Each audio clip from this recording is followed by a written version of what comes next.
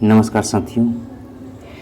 Previous lecture में हम लोगों ने 100 नंबर तक क्वेश्चन सॉल्व किए थे और दोस्तों इस लेक्चर में जो है 100 से आगे सॉल्व करेंगे, क्योंकि जो दोस्तों जो पीडीएफ है इसमें डिज़ाइन किए गए हैं। जो CNW का डिपार्टमेंटल एग्ज़ाम होता है, लिमिटेड डिपार्टमेंटल कॉम्पिटिटिव एग्जामिनेशन, तो दोस्तों उसमें जो बार बार क्वेश्चन पूछे जाते हैं, जो मोस्ट इंपॉर्टेंट टाइप के क्वेश्चन होते हैं, उसको इसमें रखा गया है। बाकी दोस्तों हमने जो है CNW डिपार्टमेंट के लिए जो LDC एग्ज़ाम होता है, तो उसके लिए हमने एक क्वेश्चन बैंक डिज़ाइन किया है, जिसमें लगभग जो है 3-3,500 क्वेश्चंस हैं। आप लोग हमारे चैनल पर जा कर के उसको देख सकते हैं। चलिए दोस्तों इसको स्टार्ट करते हैं इस लेक्चर को। तो जैसा क्या रहा दोस्तों, क्वेश्चन संख्या 101 में height of the BOXN R wagon in mm। तो जो दोस्तों बॉक्सन आर बैगन का हाइट होती है, यह जो होता है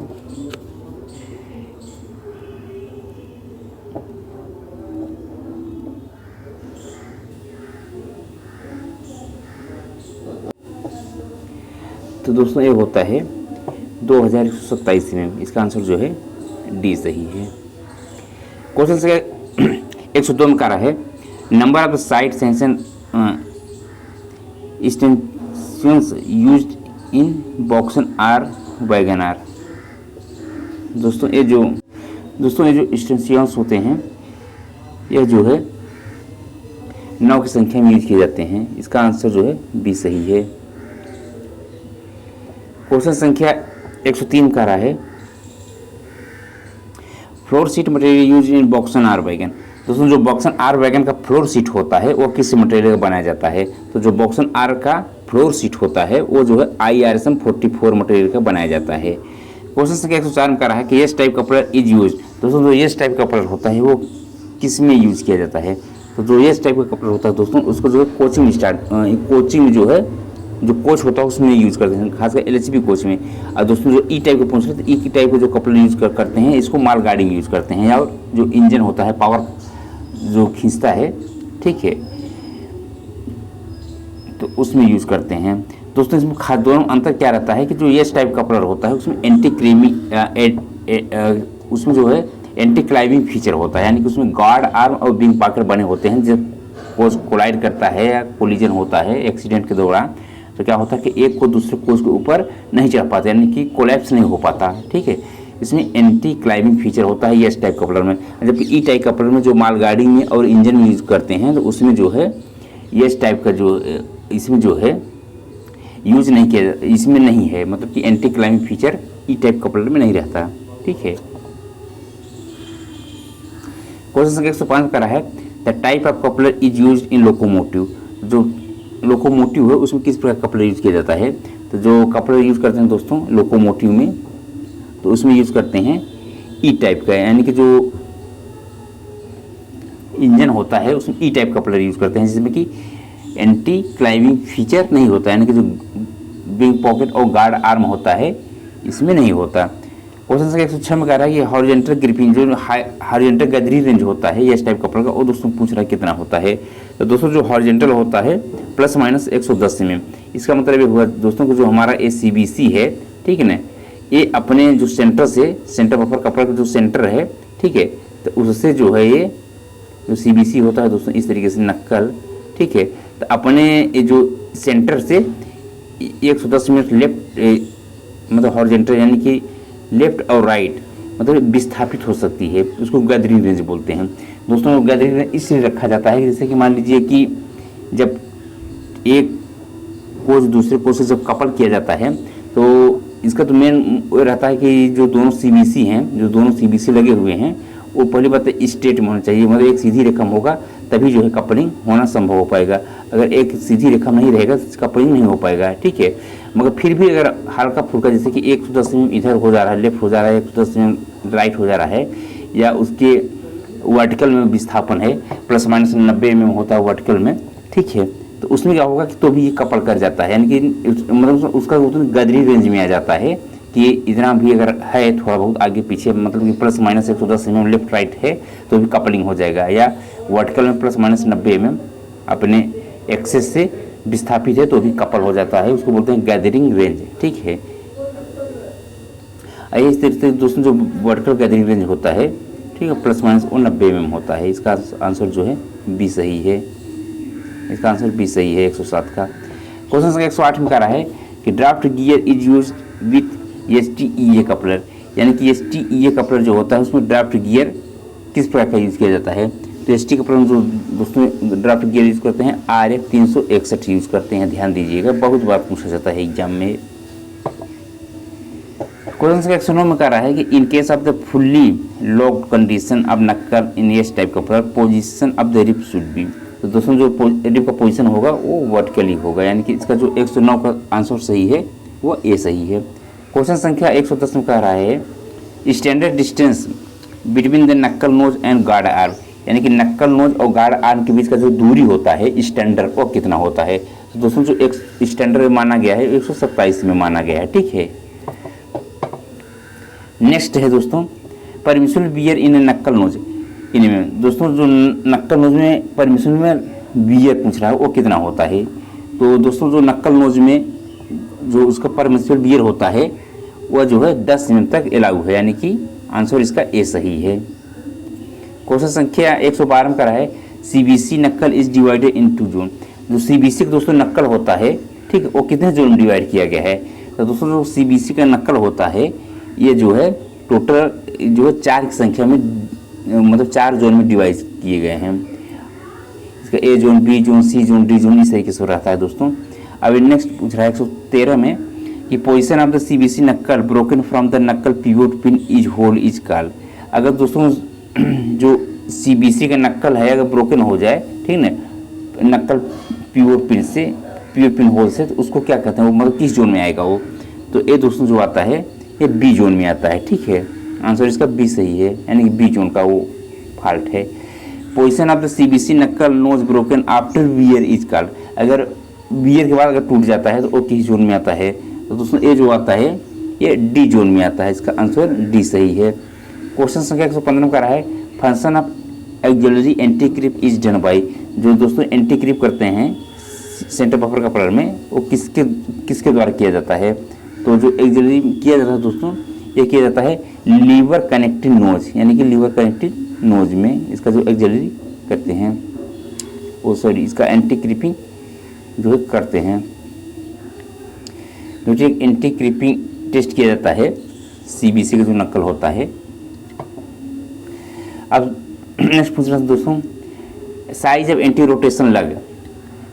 दोस्तों जो ऑपरेटिंग हैंडल होता है तो देखेंगे तो उसमें एक फीचर बना रहता है कि उसमें सेल्फ ऑपरेट नहीं होता, ठीक है। तो उसको क्या करता है कि अगर CBC खोलना है, यानी कि नक्कल को ओपन करना है, यानी कि एक बैगन या दूसरे बैगन से को अनकपल करना है, तो आप ऑपरेटिंग हैंडल को जो है उठाएंगे और लॉक रहता है, तो उठा करके जब उसको रोटेट करेंगे, क्या बोलते हैं, क्लॉकवाइज डायरेक्शन में, तब जो है वो जो नक्कल है वो खुल जाता है, ठीक है। क्योंकि दोस्तों ऑटोमेटिक नहीं होता, वो क्या है कि उसको उठा करना पड़ता है, मैनुअली उसको करना पड़ता है। क्योंकि दोस्तों अगर ऑटोमेटिक ऑपरेटिंग हो जाएगा तो चलती हुई जो ट्रेन है वो कई भागों में टूट जाएगी। इसलिए जो है उसमें एक फीचर आता है जिसको बोलते हैं एंटी रोटेशन लग। उससे क्या होता है कि ऑटोमेटिक ऑपरेटिंग हैंडल को ऑपरेट नहीं होने देता। तो वही पूछ रहा दोस्तों को डायमेंशन कितना है। तो इसका जो डायमेंशन है दोस्तों ये होता है 210 × 16 × 16, यानी कि 210 mm जो होता है लंबा होता है और बाकी जो है 16 mm चौड़ा होता है और 16 mm जो है ऊंचा होता है, ठीक है। इस तरीके से बनाया जाता है ऑपरेटिंग हैंडल। इस पर दोस्तों हमने एक वीडियो भी बनाया है, आप लोग जा करके देख सकते हैं एंटी रोटेशन लग के बारे में। CBC control gauge number 3 is use to detect the defect of. तो दोस्तों ये जो CBC कंट्रोल गेज होता है इसको किस डिफेक्ट के लिए यूज करते हैं। तो दोस्तों ये जो डिफेक्ट होता है नक्कल में, उसको डिफेक्ट को मेजर करने के लिए जो है CBC गेज नंबर 3 का यूज करते हैं।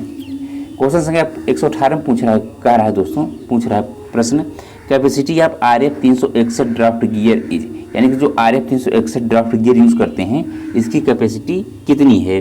तो दोस्तों इसकी जो कैपेसिटी है 5725 किलोग्राम है, यानी कि इसका आंसर जो है बी सही है।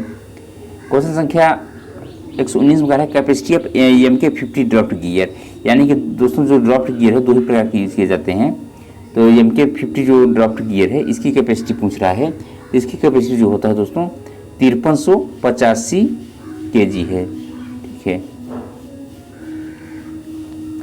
क्वेश्चन संख्या 120 में कह रहा है in wagon stock during service maximum select permitted in CBC, यानी कि CBC में मैक्सिमम सेलेक्ट कितना परमिट हो सकता है वैगन के केस में, यानी कि वैगन स्टॉक में, यानी कि जो मालगाड़ी होती है उन सब में कितनी परमिसिबल है। तो दोस्तों इसमें जो है 25 mm तक का परमिसिबल है, यानी कि जो CBC में सेलेक्ट होता है लगभग वो 25 mm तक का परमिसिबल रहता है मालगाड़ियों में। Stroke up yes type coupler in tensile position, यानी कि दोस्तों जब टेंसाइल पोजीशन में पूछ रहा है कि येस टाइप जो कपलर होता है उसमें स्ट्रोक कितना होता है, यानी कि जब दोस्तों टेंसाइल समझ रहे हैं ना, जब उसको खींचा जाता है तो उस केस में स्ट्रोक पूछ रहा है कि जो येस टाइप कपलर है उसका स्ट्रोक कितना होगा। तो दोस्तों उस केस में जो स्ट्रोक होता है वो 60 mm होता है। इसका आंसर जो है बी सही है, बी सही है इसका आंसर 20 सही है।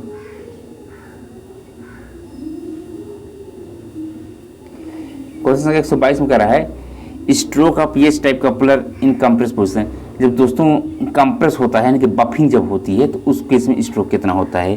तो ध्यान दीजिएगा दोस्तों, जो बफिंग होती है तो उस केस में जो स्ट्रोक होता है वो 80 mm होता है। ये बहुत ज़्यादा पूछा जाता है। क्वेश्चन संख्या 123 में कह रहा है revised codal life of the blanket used in linen in month. दोस्तों ब्लैंकेट यूज किया जाता है, ठीक है, तो उसका पूछ रहा कोडल लाइफ कितना होता है मंथ में। तो दोस्तों जो ब्लैंकेट यूज किया जाता है, जो ये यात्रियों को दिया जाता है यात्रा के दौरान, उसका जो कोडल लाइफ होता है वो जो है 48 महीने होता है, यानी कि उसको 48 महीने बाद उसको फिर क्या करते हैं, उसको रिजेक्ट कर देते हैं। क्वेश्चन संख्या 124 में कह रहा है quality of linen to be inspected percentage after receiving wash linen, यानी कि दोस्तों जो धुलाई करके आता है, ब्लैंकेट हो गए, चादर हो गए, तकिया हो गए, तकिया खोल हो गए, ठीक है, तो उसको कितने % इंस्पेक्ट कर, उसको मतलब कितने % को चेक किया जाता है। तो दोस्तों जो चेक किया जाता है वो लगभग जो है 2% चेक करते हैं, ठीक है, उसी में पकड़ देते हैं कि धुलाई जो है ढंग से हुई है कि नहीं हुई है। स्लैकनेस ड्राबार इज यूज्ड इन, स्लैकलेस ड्राबार जो होता है दोस्तों SDB जो करते हैं वो BLC में यूज़ करते हैं, ठीक है। दोस्तों जो BLC वैगन होता है एक यूनिट में 5 कार होता है, जिसमें कि 2 A कार होता है, 3 B कार होता है। तो दोस्तों जो A कार होता है इस तरीके से उसका जो कनेक्शन रहता है, तो एक यूनिट में टोटल 5 कार हो गए। अब चूंकि दोस्तों जो 5 कार रहते हैं तो जो लास्ट के 2 कार होते हैं वो A कार होते हैं। तो A कार में दोस्तों इधर जो रहता है इस एंड पे यहाँ पे CBC बनी होती है, सेंटर बफर कपलर। इसकी जो रेल लेवल से मैक्सिमम हाइट होती है एम्प्टी कंडीशन में वो 1105 में होता है। क्योंकि दोस्तों इसको बीच में जो यहाँ पर कपड़ लगाया है, यानी कि जो B कार होते हैं जो बीच में है ये सब B कार हैं, ठीक है। तो B कार को B कार जोड़ने के लिए यहाँ पे SDB की यूज़ करते हैं, स्लैकलेस ड्रॉप बार SDB। तो दोस्तों जो SDB होती है इसको रेल लेवल से जो इसकी हाइट होती है वो 845 mm होती है, 845 mm जो है इसकी हाइट होती है।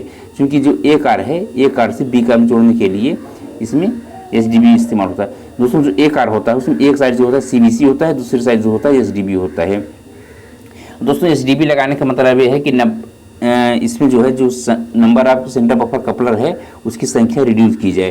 क्योंकि दोस्तों जो सेंटर बफर कपलर होता है उसका जो वीक पोर्शन होता है वो नक्कड़ होता है, और जितना अगर हम नंबर ऑफ CBC को अगर रिड्यूस कर देंगे तो उतना 10 पार्टीशन होने की जो संभावना है वो कम हो जाएगी, ठीक है ना दोस्तों। इसलिए जो है दोस्तों बोगी लो प्लेटफॉर्म कंटेनर वैगन जो होता है उसमें जो है ये SDB यूज़ करते हैं, यानी कि इसको बोलते हैं स्लैकलेस ड्रॉप बार, एक बोगी को दूसरे बोगी से कनेक्ट करने के लिए।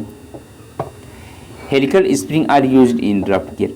तो दोस्तों जो किस ड्राफ्ट गियर में हेलिकल स्प्रिंग का इस्तेमाल करते हैं, तो जो हेलिकल स्प्रिंग होता है उसको ड्राफ्ट गियर MK50 में हेलिकल स्प्रिंग का इस्तेमाल करते हैं, ठीक है। 127 में कह रहा है कि rehabilitation of the coaching stock is carried out in between. दोस्तों जो कोचिंग स्टॉक जो रिहेबिलिटेशन होता है उसको इन जनरली 12.5 साल पे करते हैं, यानी कि जब 12.5 साल का हो जाता है 12.5 ईयर का, तब उसको रिहेबिलिटेशन करते हैं, यानी कि जब 12 से 15 ईयर के बीच में होगा तब उसको जो है रिहेबिलिटेशन किया जाता है, ठीक है। नेक्स्ट है periodicity of the pest control in AC coach. जो दोस्तों एसी कोच में जो पेस्ट कंट्रोल होता है उसकी पीरियडिसिटी कितनी है, वो कितने इंटरवल के बाद किया जाता है। तो दोस्तों उसको जो पीरियडिसिटी है वो 15 दिन की बात करते हैं, यानी कि इसका आंसर जो है ए सही है।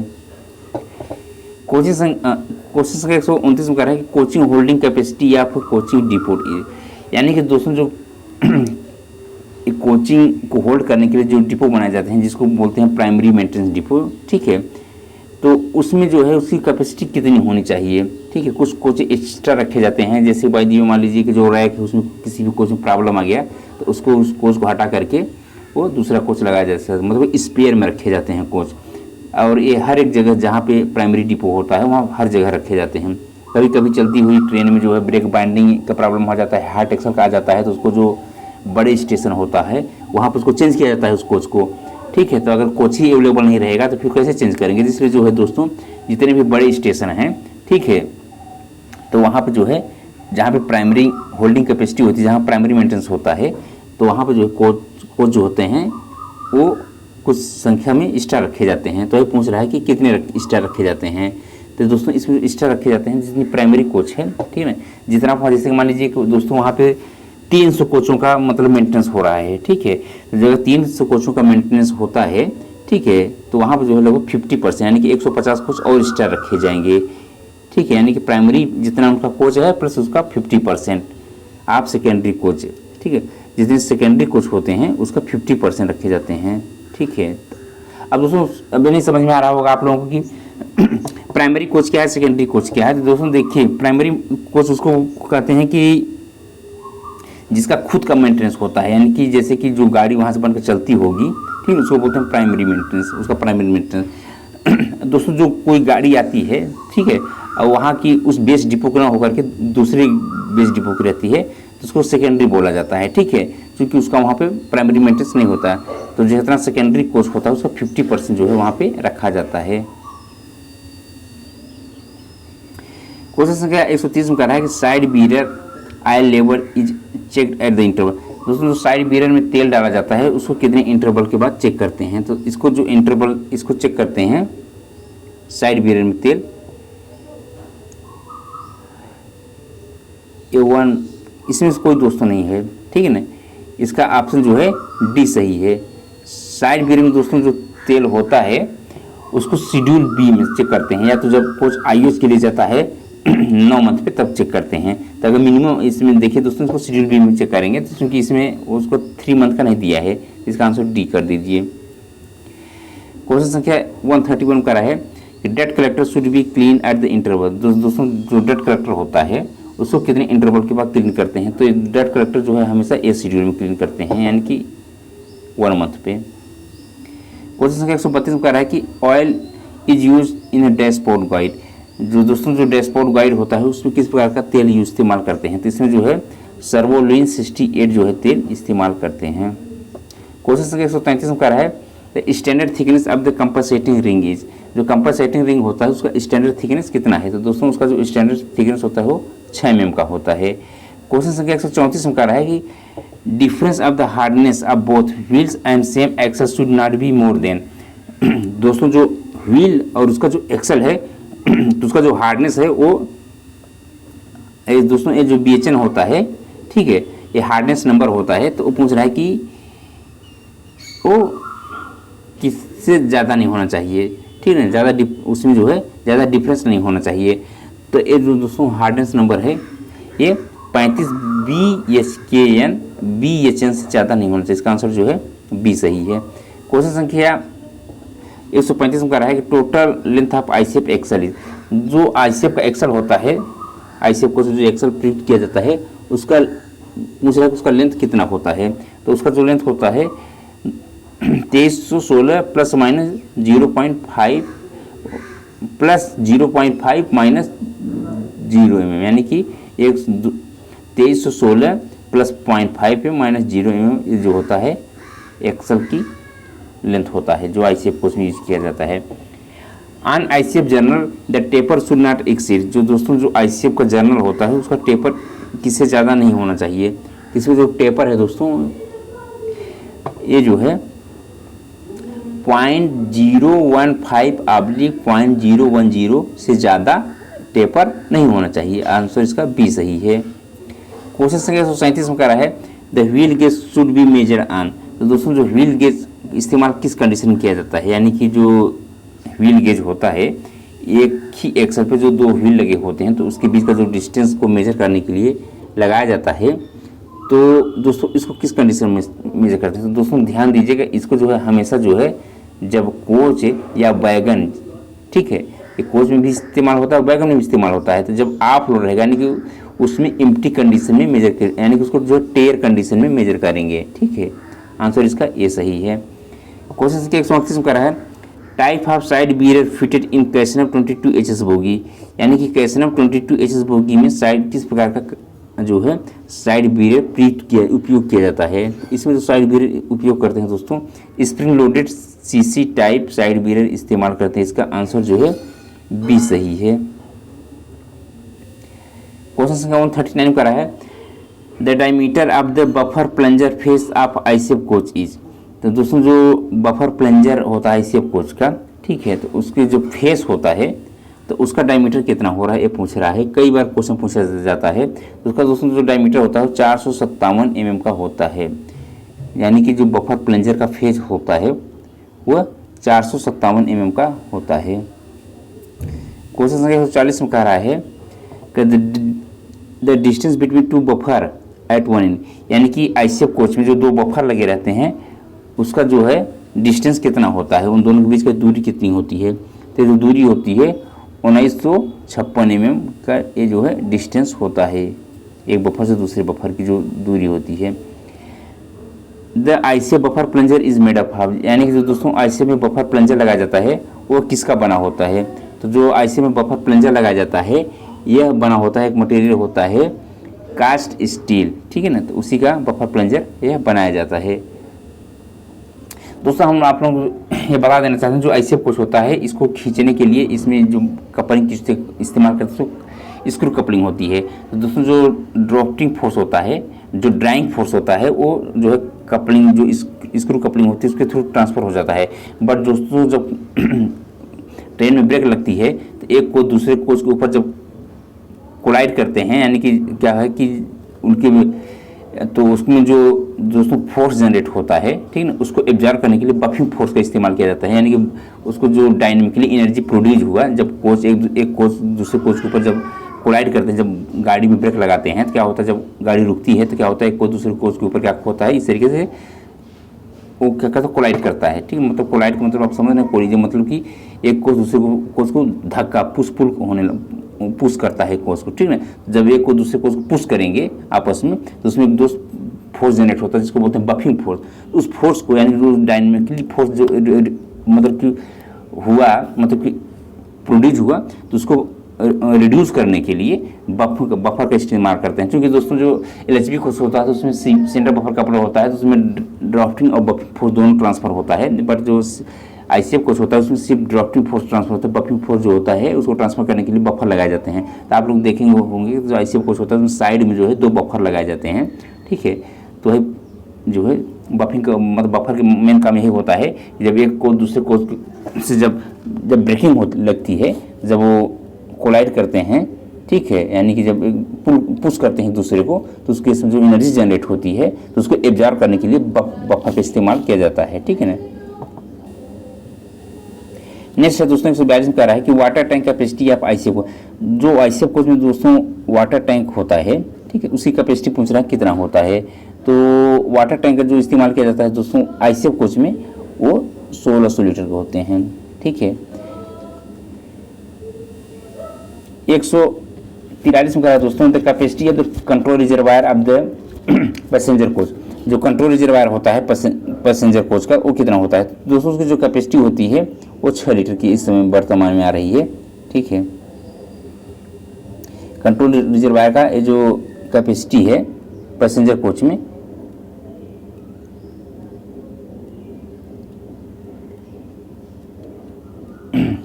अब देखिए दोस्तों अगर LHB कोच रहेगा, ठीक है ना, लिंक हाफ मैन बुक, तो इसमें हमेशा जो है 6 लीटर का आ रहा है, ठीक है। बट ये भी डिपेंड करता है कि वो जो उसका ब्रेक पैनल है ये किस कंपनी का लगाया गया है। अभी दोस्तों एक हाल ही में एक अभी कोई कंपनी आई है सी डॉग करके, तो उसमें जो बफर ये लगाया जा रहा है कंट्रोल रिजर्वायर वो 9 लीटर का आ रहा है, ठीक है ना, यानी कि LHB में ही वो 9 लीटर का आया है। बाकी अगर ब्रेक पैनल जो है डिस्ट्रीब्यूटर बाल्व अगर जो है नार का है या FTIL का है, स्कॉट का है, तो उसमें जो है ज़्यादातर में सबको 6 लीटर मिलेंगे, ठीक है। अभी ये CZ इंडिया लिमिटेड करके आया है, तो उसका जो है 9 लीटर का आया है। जो दोस्तों ICF कोच होती है, तो उसमें जो कैपेसिटी होती है क्या बोलते हैं कंट्रोल रिजर्वायर का, वो 9 लीटर का होता है। अब दोस्तों इसमें ये नहीं कह रहा कि LHB कोच है या ICF कोच है, ठीक है, इसमें मेंशन तो किया नहीं है कि LHB कोच का पूछ रखा है ICF कोच का, ठीक है। तो इसमें 6 लीटर भी दिया है, 9 लीटर भी दिया है, तो आप लोग अपने अकॉर्डिंग इसको कर लीजिएगा, क्योंकि इसमें तरह क्वेश्चन में जो है कन्फ्यूजन क्रिएट कर देता है कि पूछ किसका रहेगा, ICF को पूछ रहा है कि LHB को पूछ रहा है। LHB में भी 9 लीटर के भी आते हैं, 6 लीटर के भी आते हैं, वैसे एग्जैक्ट नहीं कर सकते कि आप जो है LHB में भी ये जो है इसका जो है RDS अनुसार मानक है कि जो है ये जो है इसमें जो है 6 लीटर का ही रहेगा, क्योंकि इसमें जो हमेशा जो कंट्रोल रिजर्वायर होता है दोस्तों, ये हमेशा जो BP चार्ज होता है, चाहे वो LHB में हो या ICF में हो या मालगाड़ी में हो, ठीक है ना, वो तो कंफर्म है कि BP चार्ज होगा, उसमें 5 kg पर सेंटीमीटर स्क्वायर प्रेशर जाएगा। बट इसकी जो कैपेसिटी होती है दोस्तों वो कोच टू कोच वेरिएशन करती है। LHB में ही जो है 2 कंपनियों का जो है, किसी में 6 लीटर का आता है, किसी में 9 लीटर का आता है, ICF में 9 लीटर का रहता है, ठीक है। तो इस तरीके से आप लोग इसको देख लीजिएगा। क्वेश्चन संख्या 144 में कह रहा है कि after reaching the accident site the first step, जब दोस्तों एक्सीडेंट होता है, ठीक है, तो वहाँ पर जब जाते हैं लोग बचाने के लिए जो RT आर्मी में हैं, तो उनके लिए सबसे पहला स्टेप क्या होता है, सबसे पहले उनको क्या करना चाहिए। तो दोस्तों उनको जो मेन काम होता है कि फर्स्ट एड ऑफ इंजर्ड, यानी कि जो लोग इसका जो दोस्तों फर्स्ट एड नहीं, इसका जो सबसे पहले होगा कि प्रोटेक्शन ऑफ साइड, यानी कि साइड को प्रोटेक्शन, यानी कि दोनों साइड से जो है प्रोटेक्शन ज़रूरत है, क्योंकि मेन लाइन पर अगर एक्सीडेंट हुआ रहेगा तो अगर प्रोटेक्शन नहीं किए रहेंगे तो जो है फिर से दूसरी ट्रेन आकर के फिर उससे क्या करेगी, फिर से कोलाइड कर जाएगी। इससे पहले क्या है, हम साइड का प्रोटेक्शन करना रहता है। Work of control reservoir in the air brake one system, यानी कि एयर ब्रेक वन सिस्टम में जो कंट्रोल रिजर्वायर होता है दोस्तों, उसका वर्क क्या होता है। तो दोस्तों उसका जो कंट्रोल रिजर्वायर का काम होता है वो क्या करता है, to control the DB valve, यानी कि डिस्ट्रीब्यूटर वाल्व जो वाल्व होते हैं उसको क्या करता है, कंट्रोल करता है, ठीक है। The capacity of the control reservoir in A goods stockage.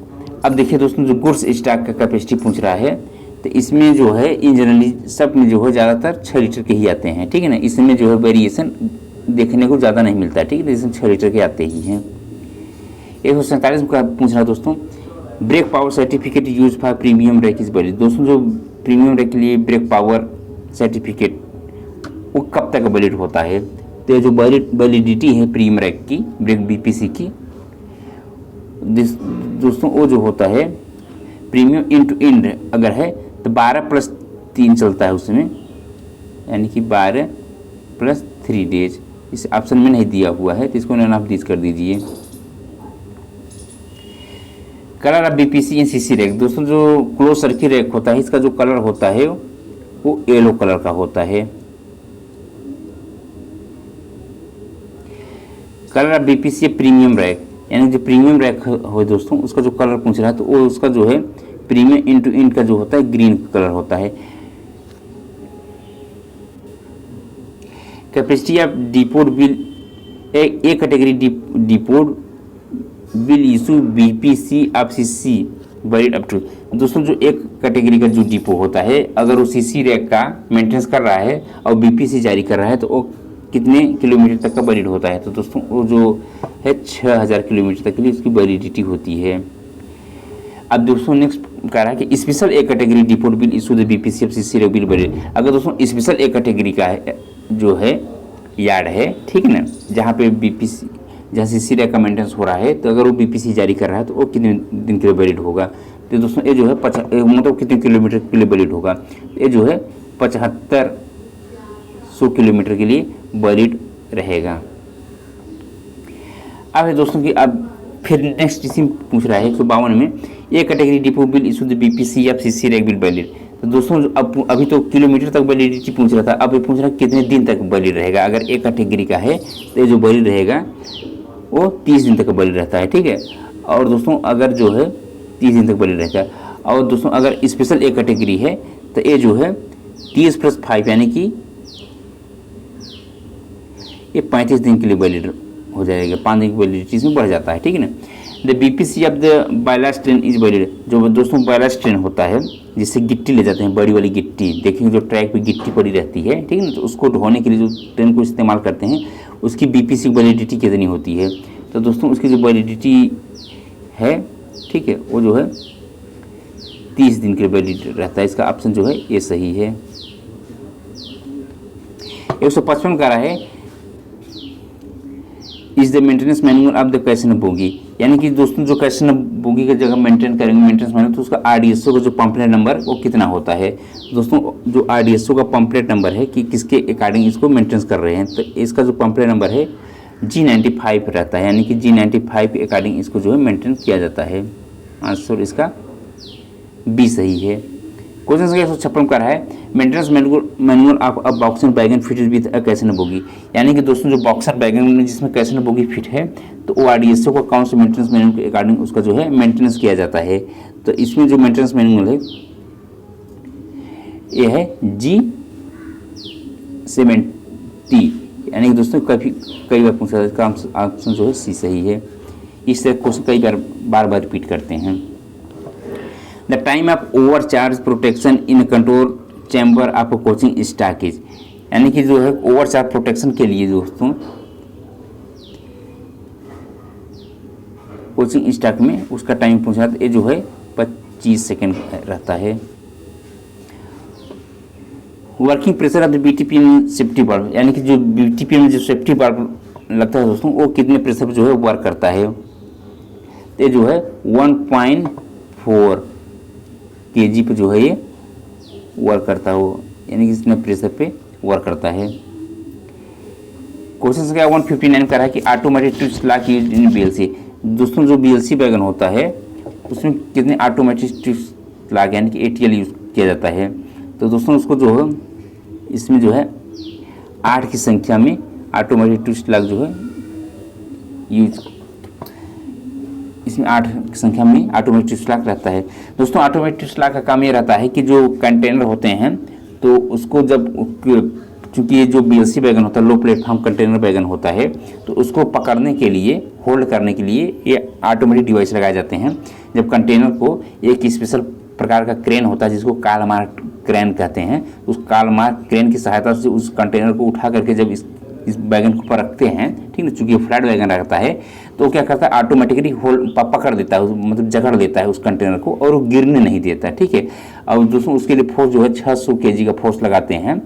अब दोस्तों जब उसको कंटेनर को हटाना रहेगा यानी कि अनलोडिंग करना रहेगा, यानी कि जब वैगन से उसको हटाएंगे मतलब उतारेंगे उस कंटेनर को, तो उसको उतारने के लिए यानी कि कंटेनर को उस वैगन से उतारने के लिए उसमें जो है 1000 kg का जब वेट लगाएंगे तब जो है ये जो है अनलॉक हो जाएगा ऑटोमेटिक, जो ऑटोमेटिक लॉक होता है। क्योंकि दोस्तों इसमें जो टाइम कंजप्शन होता था लोडिंग और अनलोडिंग के समय, तो चूँकि वैगन में टाइम ज़्यादा लगता था लोडिंग और अनलोडिंग करने में, खासकर इसको कंटेनर को होल्ड करने के लिए, तो उसको टाइम को मिनिमाइज करने के लिए इसमें जो डिवाइस लगाई गई है ऑटोमेटिक ट्विस्ट लॉक वो 8 की संख्या में होते हैं पर वैगन में, ठीक है। Force required to lock the automatic twist lock in BLC wagon. दोस्तों वही कह रहा है कि बीएलसी वैगन में जो ऑटोमेटिक ट्विस्ट लॉक होता है वो कितने फोर्स पे वो लॉक हो जाता है ऑटोमेटिक, तो 600 kg क्या करेगा लॉक हो जाएगा। और दोस्तों अगर पूछेगा अनलॉक कितने पे होता है तो दोस्तों यानी कि अनलॉक जो है 1000 kg हो जाएगी। आगे नेक्स्ट पूछ कर है ना रिलीज कितने होगा, तो 1000 kg पे जो है रिलीज किया जाता है। दोस्तों इसके लिए जो है स्पेशल प्रकार की एक क्रेन होती है जिसको कालमार क्रेन कहते हैं, उसी के द्वारा ये जो है लोड और अनलोड किया जाता है कंटेनर को।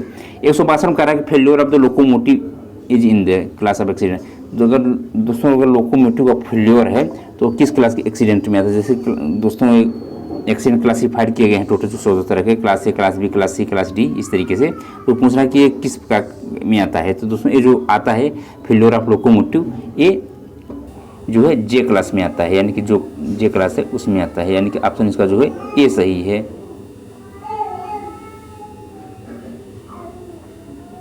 क्वेश्चन संख्या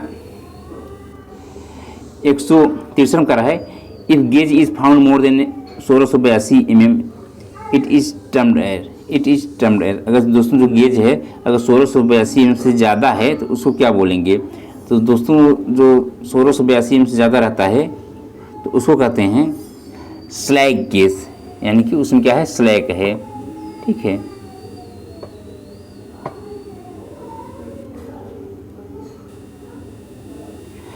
as per the accident manual accident are classified in 16 category from A to R excluding.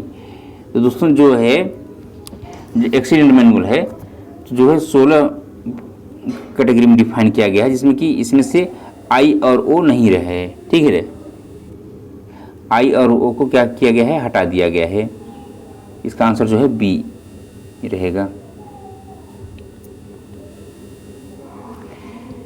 Question संख्या 155 का है, does not cover under the definition of the cattle as per accident manual.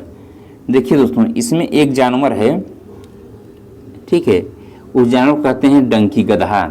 अगर गधा जो है train से टकरा जाए और तो फिर उसको जो है सीआरओ नहीं मानेगा, यानी कि जो सीआरओ होता है दोस्तों कैटल रन ओवर, ठीक है ना, तो रेल उसको नहीं मानता। यानी कि गधाहे, अगर जो गधा है वो किसी भी वजह से अगर ट्रैक पे है और टकरा गया ट्रेन से, ठीक है, तो उसको फिर सीआरओ नहीं माना जाता है। ठीक है ना, do not cover under the definition of the cattle as per manual, यानी कि सीआरओ, सॉरी दोस्तों, उसको इसमें कहने का मतलब ये है कि उसको जो है do not cover under definition of the cattle as per the accident manual, यानी कि दोस्तों उसको पशु नहीं माना जाता है। हमारा कहने का मतलब सीआरओ कैटल रन ओवर तो माना ही जाएगा, उसको कह रहा है कि as a cattle as per not,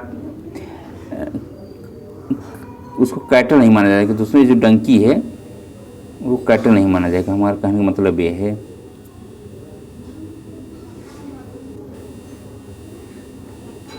rate of variation in cross level पर मीटर इज कॉल्ड। तो दोस्तों जो रेट ऑफ वेरिएशन होता है क्रॉस लेवल पे उसको ट्विस्ट बोलते हैं। क्वेश्चन संख्या 167 में करा है, longitudinal movement of rail in the track is called, यानी कि दोस्तों जो ट्रैक पे अगर लॉन्गिट्यूडनल मूवमेंट हो रहा है रेल्स का तो उसको क्या कहा जाता है। तो दोस्तों जो लॉन्गिट्यूडनल मूवमेंट होता है उसको कहते हैं क्रीप। आंसर इसका सी सही है। क्वेश्चन संख्या 168 में करा है, काउंट और super elevation is provided eight. तो दोस्तों ये सुपर एलिवेशन जो प्रोवाइड किया जाता है एक कर्व पे जो है प्रोवाइड किया, जहाँ पे कर्व रहता है वहाँ पे प्रोवाइड किया जाता है। क्वेश्चन संख्या 169 में कर रहा है, clearance of the check rail on the curve in broad gauge. दोस्तों जो ब्रॉड गेज होता है 1676 mm का, तो उस पर जो क्लियरेंस होता है चेक रेल का कर्व पे तो वो कितना होता है। तो उसमें जो कर्व होता है वो होता है 44 mm। इसका आंसर जो है बी सही है, सी सही है, 44 mm। क्वेश्चन संख्या 170 का है दोस्तों कि ट्रैक गेज जो होता है दोस्तों, ये ट्रैक गेज नहीं, ट्रैक गेज है, is measured below the rail top. तो जो दोस्तों जो रेल के टॉप होता है, ठीक है, उसके जो है वहाँ से जो है उसके टॉप से कितने mm नीचे जो उसको मेजर करते हैं।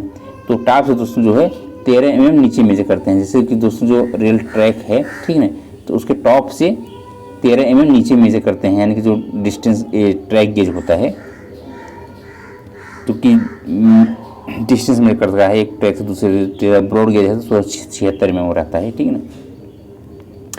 If gauge is found less than 1670 mm on straight track इस टर्म है। दोस्तों अगर 1670 mm से कम है, ठीक है, तो इसको क्या टर्म किया जाता है। तो दोस्तों ये जो इसको बोलते हैं, अगर इस 1670 mm से कम रहेगा तो इसको कहा जाता है टाइट गेज। दोस्तों जो स्टैंडर्ड होता है 1676 mm, ठीक है, 1676 mm, 1676 mm स्टैंडर्ड होता है, ठीक है, प्लस 6 mm माइनस 6 mm इसमें चलता है, ठीक है। तो अगर 1676 प्लस 6 माइनस 6 कर देंगे तो 1670 आ जाता है। तो इस केस में इसको कहा जाता है टाइट गेज, ठीक है ना। और 1676 में प्लस 6 कर देंगे तो ये आ जाएगा, इतना आ जाएगा 1682 में। इसको बोलते हैं स्लैग गेज, ठीक है।